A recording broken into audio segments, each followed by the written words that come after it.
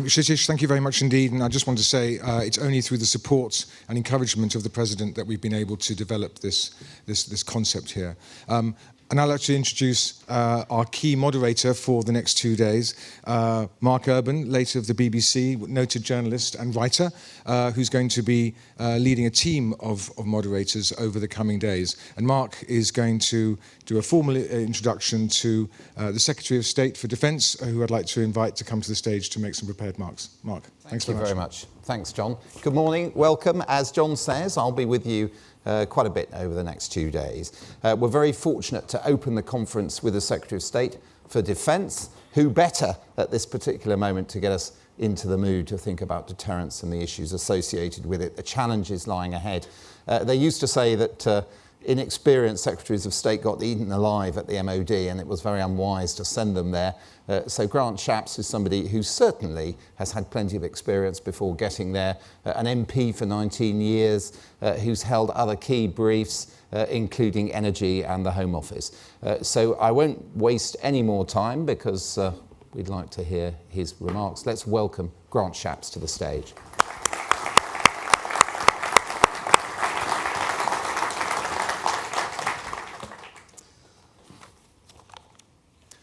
Good morning, welcome to London, and welcome to the London Defence Conference. And welcome to Bush House, the iconic building for which the BBC World Service broadcast the very last programme in July 2012. Now, it was a time of comparative optimism and harmony. There was talk of a so-called golden era in UK-China relations. Russia was a member of the G8. Nuclear talks were ongoing with Iran that would eventually lead to the 2015 Iran nuclear deal. And in London, right here, we were sprucing ourselves up for the Olympics. And I imagine in complete secrecy. Her late Majesty the Queen was conducting her final few practice parachute jumps. Now, you may recall the UK went on to have our most successful ever Olympics, winning 65 medals, as it turned out, the exact same number as Russia. Only 4 years later, we discovered how Russia had done so well, and it had nothing to do with sportsmanship. The World Anti-Doping Authority, in a 144-page McLaren report, found that the Russian Olympic team corrupted the London Games on an unprecedented scale.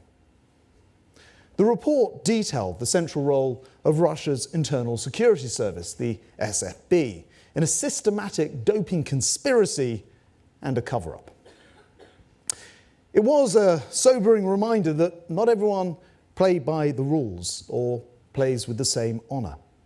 The Olympic values of excellence and respect and friendship had lost out to state-sponsored cheating, hostility, and ruthlessness. Now, wind the clock forward to today, and Russia and other autocratic states are using that very same playbook. Ruthless rule-breaking, narrow self-interest, this time not just for sport, but to advance their strategic, political, and economic goals.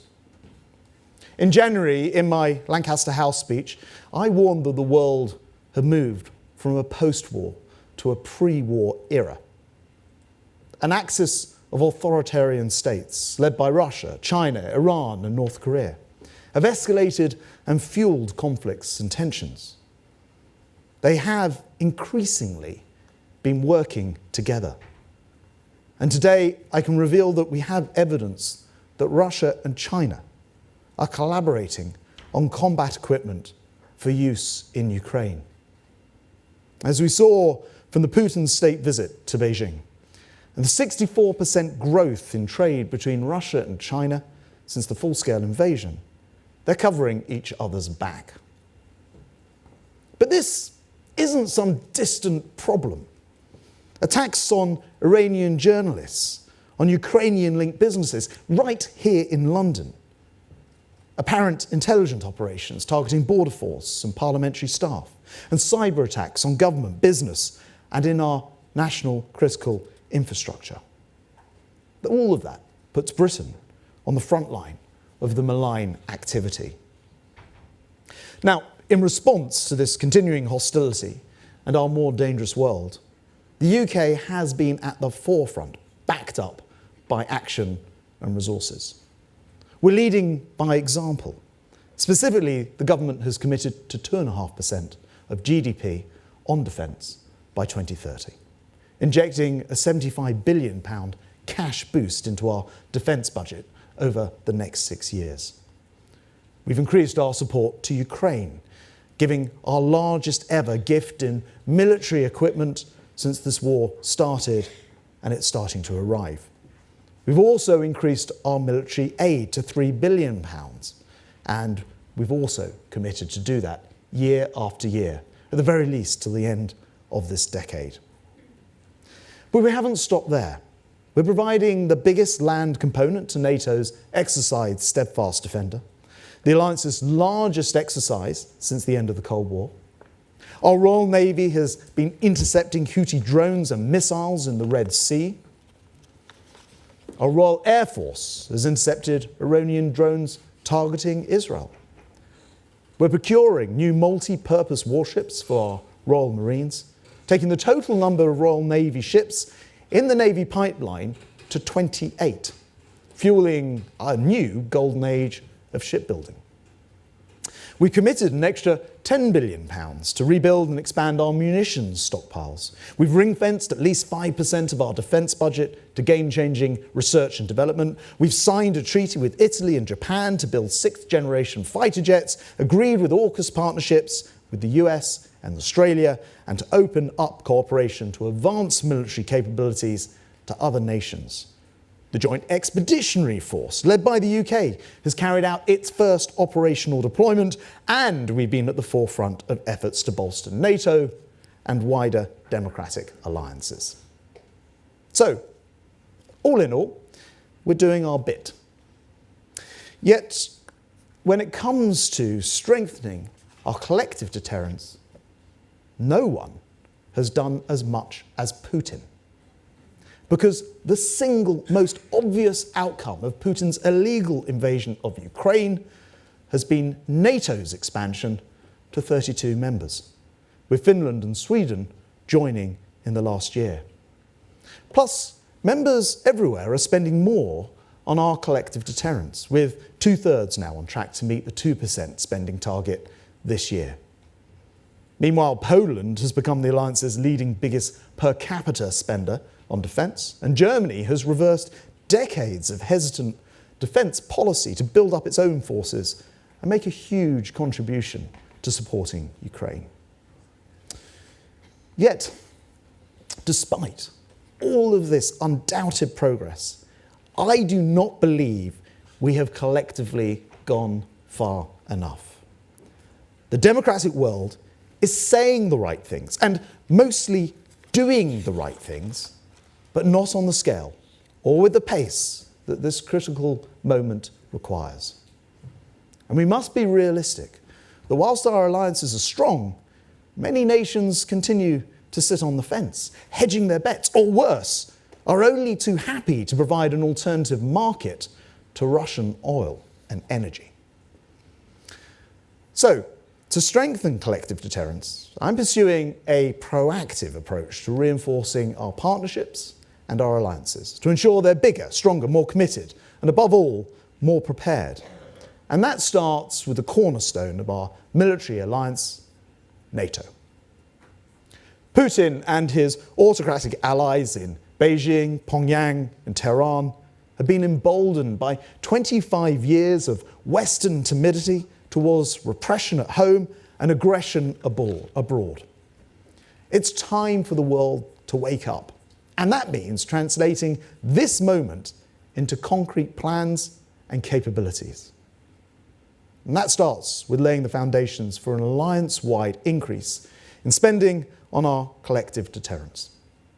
So, this summer, I will make the unambiguous case for 2.5% to become the new NATO standard. The second tranche or strand of my approach is to grow and reinforce our collective security. Let me be absolutely clear. NATO is and will always be a voluntary defensive alliance. But collective defence and deterrence is effectively a numbers game. So I will also make the case for all those European nations which effectively benefit from NATO coverage, that enjoy the benefits of freedom and liberty, to come and join the alliance. When the bear is at the back door of European security, we must come and stand together. So it's time for every European nation to step up and for NATO to renew its case even more proactively. Thirdly, international rules work if they have global support and application. So next week, I'll travel to Shangri-La Security Conference in Singapore with a clear message that if our partners in the Indo-Pacific overlook the illegal invasion in Europe, it has consequences for international security everywhere, including at home in the Indo-Pacific. My message will be simple. Help us to help you. Our security is your security. But it's not enough just to make the case against advancing authoritarianism. We must also do more to compete with it. Democratic states must make a full-throated case for democracy and for freedoms that are dependent on the international order. Which is why I will offer to extend our military partnerships with countries in the Indo-Pacific, holding up AUKUS and GCAP as examples of what like-minded countries on different continents can achieve together in support of mutual security. Now, all of this means we don't just need more allies and partners, we also need them to be more committed. And just as it's no longer tenable for European nations to expect the US to subsidise our security, how can it be right that despite a sizable coalition in the Red Sea, it is only the US and the UK who have struck Houthi targets to protect shipping, even though exporters and customers right across Asia and Europe benefit from the freedom of navigation? Well, part of the answer is converting commitment into capability to encourage partners to play a bigger role to support the world order. So we will step up our training with defence allies on every continent. We'll continue to help train Ukrainians, now nearly 70,000 of them since 2014, and we'll work closer with UK industry to strengthen exports and advance British capabilities to our allies.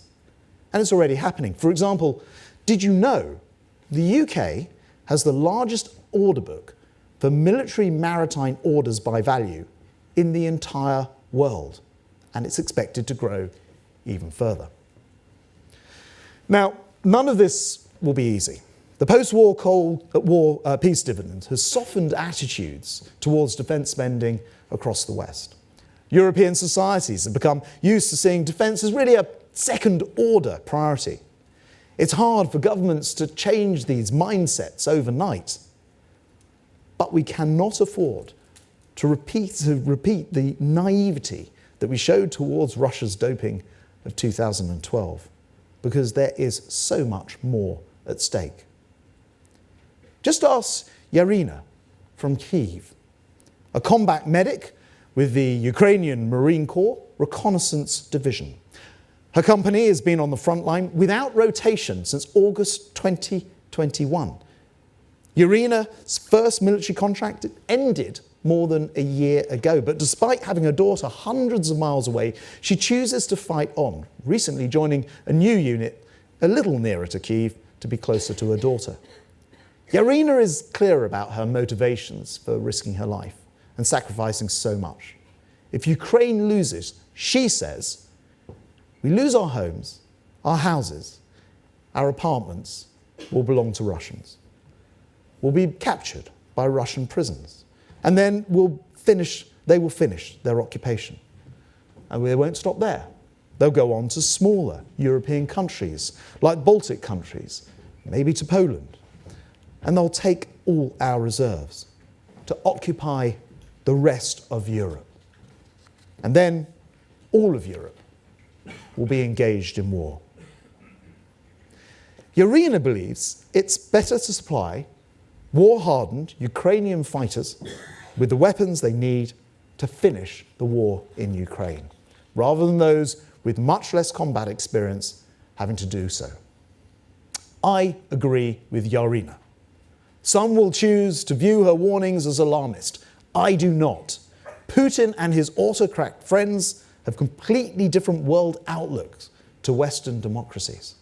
It's bad enough their own populations have to suffer stifled rights and freedoms, but it's unthinkable that they could force their vision on world order on us. So it's time for democracies to really wake up to this reality. The good news is that Ukraine, despite currently being under significant pressure, has evicted Russian forces from more than 50% of their land that was first seized. And Ukraine, despite having no navy, is dominant now in the Black Sea, where Russia's fleet, the Black Sea Fleet, has retreated out of reach of Ukraine's long-range weapons. And it's impressive ghost army of surface drones deployed by Ukraine. These successes demonstrate that when the bravery of Ukraine's armed forces is supported by brave decisions made by their leaders, including mobilizing more personnel, matched by timely military support from their allies, Ukraine still prevails. Ukraine's resistance to date demonstrates the corrupt and coercive tyrants and autocrats will never be able to match the determination of people for their sovereignty and freedom. So, in a more dangerous world, the UK will lead by example and do everything that we can to ensure our wake-up call is heard loud and clear. Because today, there is so much more at stake than there was in those Olympic and gold medal scandals. In 2012, it was doping and cheating in sport. Today, it's about our freedom, our livelihoods, and a secure world order. Thank you.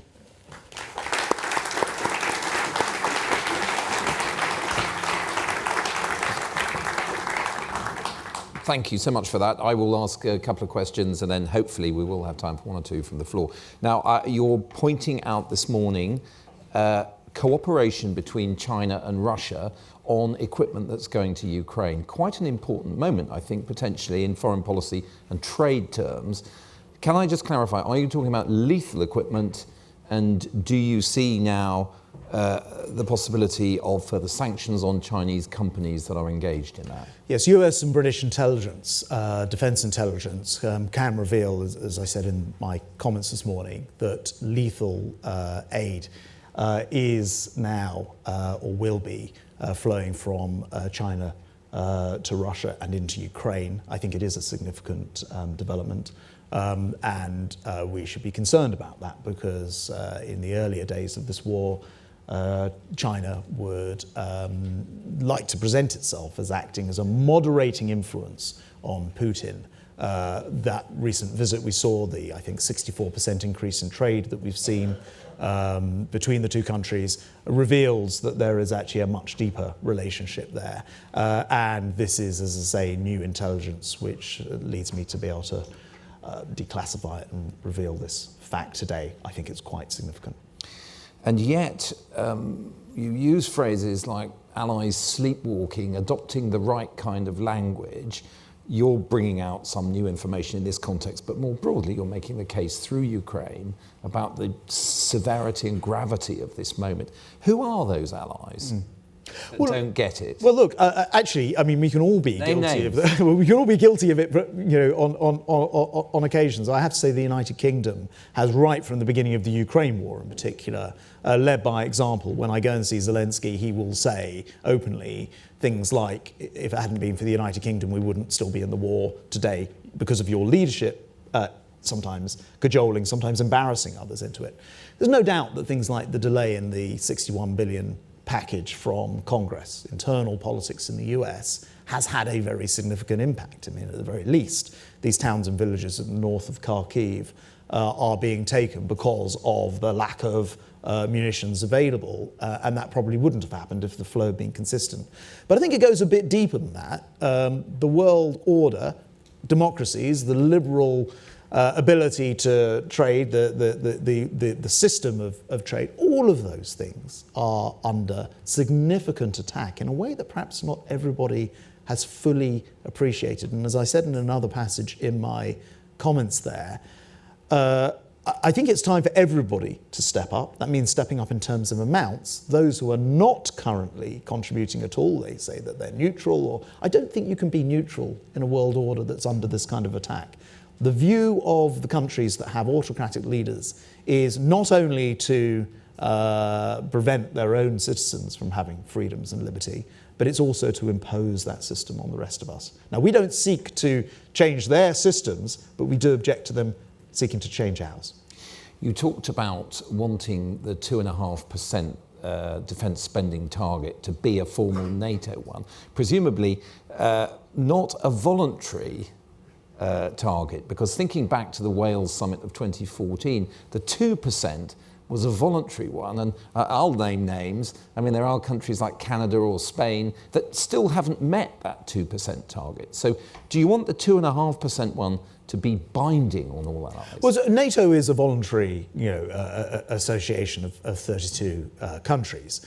And I think it's very important that we bring clarity and moral clarity to the case. I mean, after all, if we're asking British taxpayers, which we are, to get to a path to 2.5% by 2030, it's an extra 75 billion in cash terms in that period, then clearly we're making difficult decisions about how we spend that money in the overall public purse. I think it's very important that that's not left to just a few countries, but that all countries contribute. And by the way, when I speak to my Canadian counterpart, Blair, he will say the same thing. He thinks that it is right that they step up, and I agree with him. It is right, and countries do need to get on with plotting their own path. There is some good news, which is back in 2014 at the Welsh summit in Newport, NATO summit, when we said that in 10 years' time, 2024 in other words, 2% should be the target. I think we were one of only, if I remember rightly, four countries at the time. Yeah. Now it's likely to be 18. Stoltenberg, the Secretary General, talks it may be over 20 this year. So progress has been made, but it's that the world has become a heck of a lot more dangerous in the meantime. And I think, therefore, we need to raise sights even further. Now, you I'm sure, will be aware there's been a lot of commentary around the 2.5% target, and is it actually high enough given some of the language about war footing, that kind of thing? People saying, well, in 1944 we were at 51% of GDP, and even if we leave that aside and say, well, come on, let's be a bit more realistic here. Late Cold War, 4%.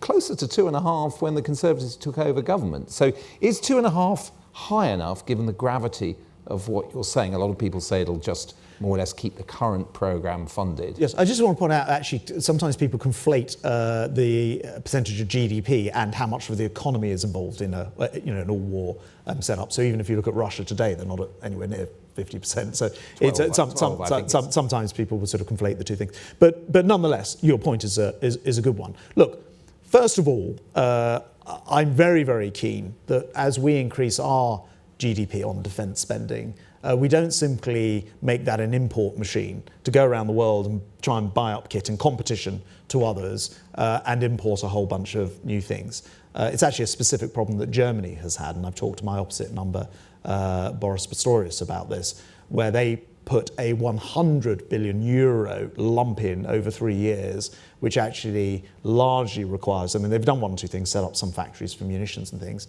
but is largely requiring them to buy in a lot of stuff. I want the British defence sector to be able to fulfil that, and if we go from where we are up to that 2.5%, the industrial capacity we have here will be able to not only build, but also help us to be the exporters. So I think from an economics point of view, it's a smart approach.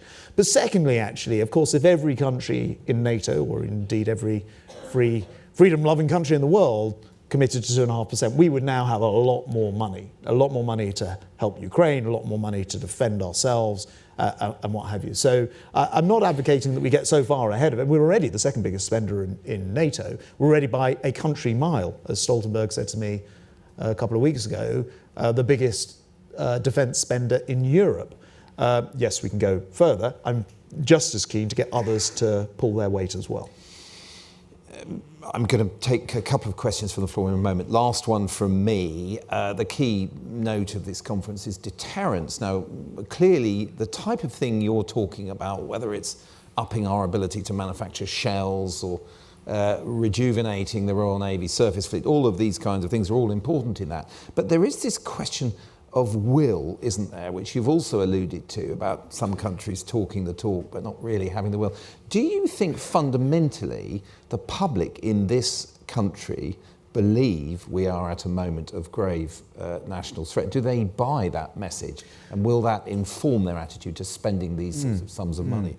It's a really interesting question. I mean, I think public attitudes are shifting, and I think there's a much greater recognition this year than there was last year, and certainly before the Ukrainian invasion. I remember asking myself this question when I made that speech back in January at Lancaster House, and I warned about a more dangerous world. I used this phrase, post-war to pre-war, not because I think we're immediately going to war, but just because I wanted to sort of raise a debate about it. And I do think we've made significant progress in terms of warning of the dangers. I mean, who here thinks that if Putin actually overran Ukraine, and by the way, he's at the edges, though I hope he won't be successful, don't think he will be, of Ukrainian's second largest city in Kharkiv. Who thinks Putin overrunning Ukraine would stop there and wouldn't perhaps turn to the Baltics next or threaten other countries? Who thinks that China wouldn't take an important lesson, which they'd be perfectly at liberty to take, that no matter how much the West says you can't walk into a democratic neighbour, if you give it 2 or 3 years, they'll lose attention. I call it a sort of Western attention deficit. And actually all the fine words about this can't happen was able to happen. Then what happens in the many disputed parts of the South China Sea, for example? So this is fundamental to our view of world order, to our view of democracies. And we should not be under any illusions. Now, I mean, I've been working to convince the British public of that. I think I've done that. I've also convinced the government of it to an extent, to the point where we've got this 2.5% commitment. It is worth pointing out, not to make this overtly political, but not all parties are in the same place. We've not only said we will get to the 2.5%, we've described how we'll pay for getting to 2.5%. And as I sort of said in the House of Commons the other day, when all sides were saying, yes, we want to spend 2.5%, you can't wish your defence, you have to have a plan to actually deliver your defence. So there is actually still a divide within British politics, whilst everyone says the same thing about funding it, and internationally, as we discussed at greater length, not all countries have even signed up to the principle. Some sign up to no principle at all of spending money, but are happy to take the protection. And I think these things are legitimate questions to ask, a quarter of a century nearly into the 21st century, about European security. Great. Well, you can be as political as you like, because we'll have your opposition counterpart here shortly as well. So I'm sure how he's going to pay for it. Exactly. Well, I'm sure we will be asking questions like that. Okay, let's take this couple of questions. You, sir, firstly at the front. One is heading your way. Thank you very much. Paul from the Royal Air Force. Following on from your last comments, we welcomed Secretary of State Finland and Sweden recently to the alliance. We're learning lots from them in terms of agile combat employment, but when you actually talk to them, they've really embraced the concepts of total defence. So is there anything that we can learn from them, please? Well, they're great partners, and I was very impressed by the way they're just throwing everything they've got into NATO, so they're assigning it all. Actually, just as the United Kingdom does, we are active in every single NATO ask. Of course, we're the only European nation. There's only 2 nuclear European nations, of course, and we're the only one that actually provides our nuclear deterrent to NATO. So effectively, we are in a position ourselves of providing nuclear cover to all the European NATO states, and we don't actually ask for anything in return. Now, I think these new partners is very much our mentality of they're in it, and they're all in. and I think it's massively welcome. You've mentioned their agility and their professionalism. I mean, they are extremely good. We already work with them extensively through the UK-led Joint Expeditionary Force, JEF. So we already knew them very well as partners. And remember, before they got into NATO, but after the Ukraine war started, we provided them with security guarantees and our nuclear coverage, even though they weren't in NATO at the time. So they're great partners, spent a lot of time with them, and we've got a lot to learn, although in truth, we were already working so closely with them. I think a lot of the real detailed learnings were already in hand. Next question.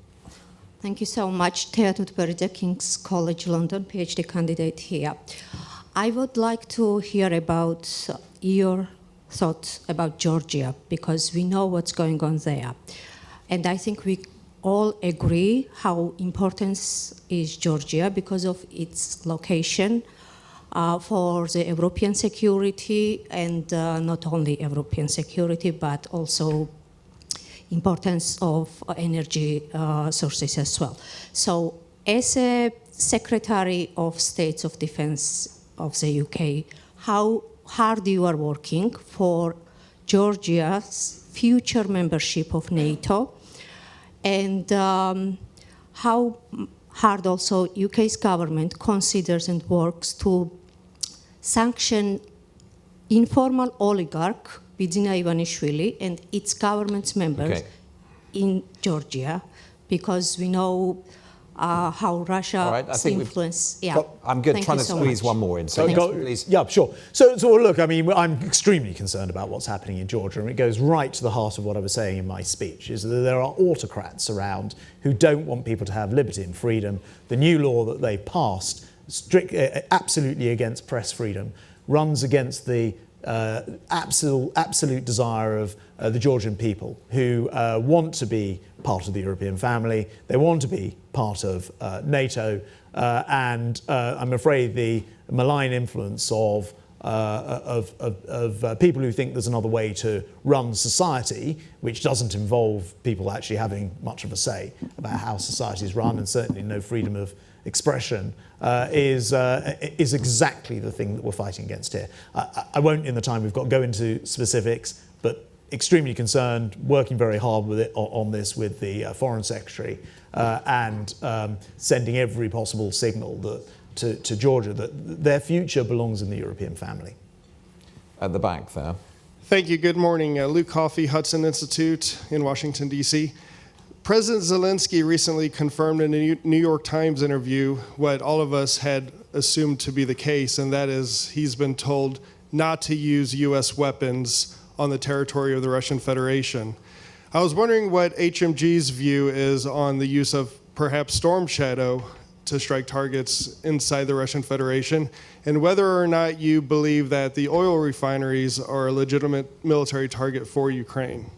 Well, look, Britain's been, I would say, the most forward-leaning in terms of our support. You know, we've been training troops, there's nearly 70,000 now. We sent in anti-tank missiles, we sent in main battle tanks, we sent in long-range missiles and permission to be used throughout the whole of Ukraine, including Crimea, and many other firsts, the Defence Cooperation Agreement, many other firsts on top of it. And we continue to make sure that we are leading the pack in terms of what's done. I'm not going to get into the specifics of usages of weapons. I don't think a forum like this is the right place. As much as I know we have a fascinating discussion, I'd want to share it with you, Mark. I don't think talking at that level of security in this forum is the right thing to do. But we will always be on the side of ensuring that Ukraine can win this war, and trying to be constructive and creative for them to do that. But I'm afraid I won't be sort of pushed further on that front. You've foiled my follow-up. One last question, and then we're done, I'm afraid. David Burnside. Our closest neighbour is the Republic of Ireland. The Republic of Ireland stays neutral, makes no contribution to European defence or to NATO. In the next 12 months, as we come to the end of the life of this government, we're going to come to the end of the life of the Irish government, and it could be replaced with Sinn Féin. Would you think of raising the subject of Ireland joining NATO? with your counterparts in Dublin, because there'll be no chance of it ever happening if Sinn Féin get into power?